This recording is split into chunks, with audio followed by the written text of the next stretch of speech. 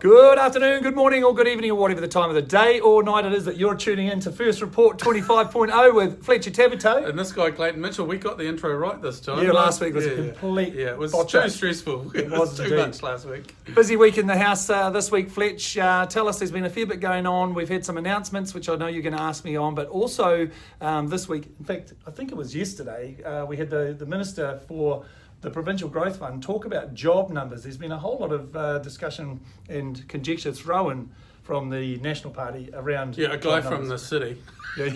Doesn't like jobs in the regions. From Epsom. Yeah, so look, I think the simplest way to put that is I've been travelling up and down the country for a year now, talking to people in the business owners in the regions. We're finally getting out funding out there, and let's not forget that that's a very formal process, and the application process is incredibly vigorous. And so they're actually literally asking me, what does this guy expect us to do? You've only just given us the money. Yeah. We're not going to create jobs overnight. They're coming. We're expanding. We're doing amazing things, and they are, and it's incredible to watch. And so really and truly, let's watch things as they happen, because it is amazing, and the jobs are there, and they're coming thick and fast. In Select Committee today, we had the Primary Industries Chief Executive, and he was just saying what an incredible opportunity this is with the Provincial Growth Fund, how much it's actually creating, how it's lifting the provinces up, creating jobs.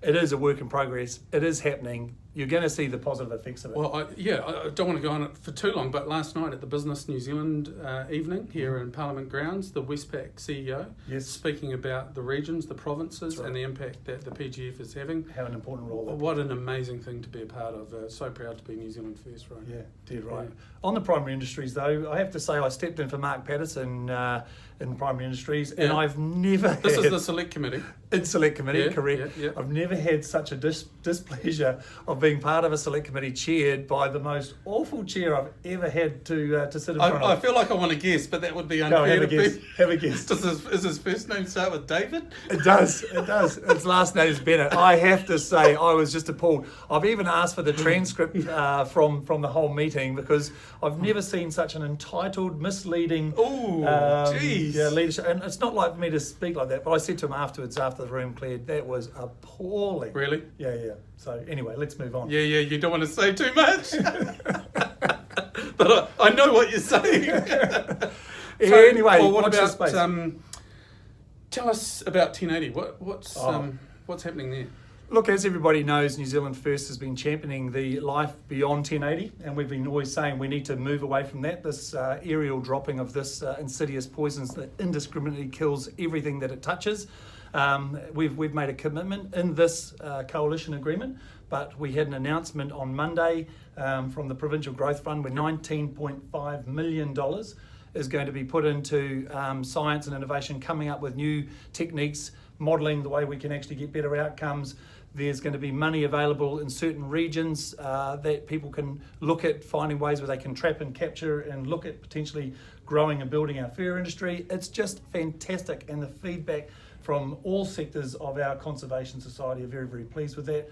So it was a great part to be a part of. Yeah, so that's being run by a independent Crown entity, and they're going to manage the funds, and they're going to partner with people on the ground. And already the projections are for tens of thousands of hectares to come under management of pest control systems which don't involve 1080. Look, it's a sensible approach. We do have a mask year this year, so there's going to be a huge amount of rats and stoats and possums expanding because of the big inload, but we've just got to do it sustainably and do it in a much better way. Like New Zealand uses, I think, 95 or 97% of the entire world's use of 1080. Yeah. It is a very insidious poison, and we need to find a better way to more humanely kill animals, be targeted in a species that we actually are trying to kill, because it kills birds, it kills dogs, it kills deer, pigs, it does kill rats. And as we said as a party, this is something that we've always been opposed to, and we're doing exactly what we said, as in we're going down that pathway for alternatives. Yeah. It's not going to happen overnight, but it's amazing to see the money being spent on alternatives now. So very, very pleased. Yeah. Now, I just want to ask you a question about PACTAC. What is PACTAC? Yeah, thank you. So I'm the Undersecretary for Nuclear Disarmament and non-proliferation, and we just convened the first sitting of an advisory committee to the Prime Minister and the Minister of Foreign Affairs on nuclear disarmament and non-proliferation, called PACTAC. And it's got 6 new members on it, but the viewership might remember Dr. Kennedy Graham of the Green Party. He used to be a member before he was a politician. Right. Mm-hmm. He was a politician for 9 years, and he's been appointed on this committee. And look, I'd ask people to go and have a look at the website, because he's just one example of some amazing minds whose job it is to advise the Foreign Minister and the Prime Minister, important role, and help distribute a small amount of funds out there to help promote our passion for no nukes in New Zealand, and to focus on the next generation of Kiwis and making sure they understand the story and why it's amazing, and the history of New Zealand's no nuke stance. Well, I have to say, when I first heard PACTAC, I thought it was some sort of organisation set up to liberalise marijuana, but there's a lot. No. I know. Well, it's just the PACTAC sort of. And there's a joke I could make about former Green Party, but we won't. But no. On that note, we'll be back same bat time, same bat channel with Fletcher and Clayton for First Report 26.0. Thanks for tuning in. Thank you.